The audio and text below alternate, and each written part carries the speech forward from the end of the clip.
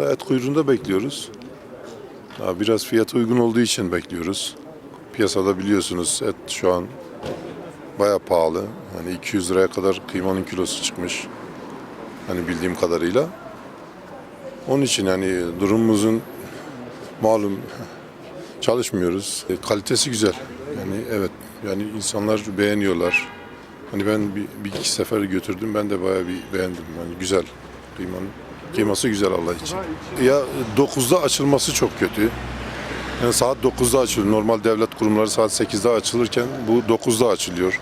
İnsanlar gelip saat 5'te gelip bekleyen var burada.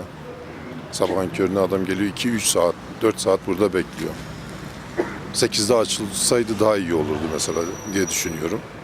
Birkaç şube açılırsa tabii çok daha iyi olur bence. Çünkü bu millet mesela sadece bu mahalleden mesela gelenler olursa buradakilerine yetmez.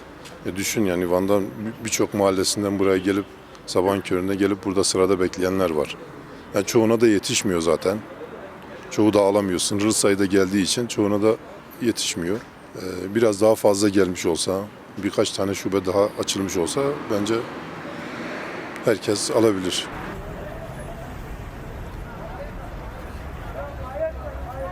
Kıyma sırasındayız. Kasaplar bahari satıyorlar. Bura normaldir, bura normaldir. İyidir, devlet kurumudur. Devlet kurumunda şaşmayacağız. Sıra gelirse ya varsa alacağız. Bol getirmeleri lazım, çok getirmeleri lazım. Vatandaş mağdurdur. Herkes alsın, herkese yetişsin. Biz de dileğimiz bu yani. Başka ne diyeceğiz?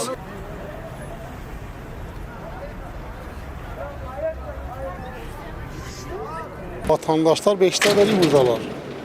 4'te gelenler var. Ülkenin halini görüyorsa benim anlatmanın bir anlamı yok. Adalet olacak. Adalet dağılımı olacak bu ülkede.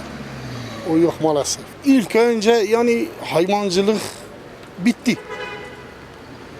Ben kendim hayvancılıkla uğraşan bir insanım. Hayvancılık bitti. Mesela diyelim bir torba yem olmuş 400 lira. Bir torba arpa olmuş 400 lira. Samanın kilosu olmuş 3,5 milyon. Ya mazotun litresi oldu kaç lira? 23 lira.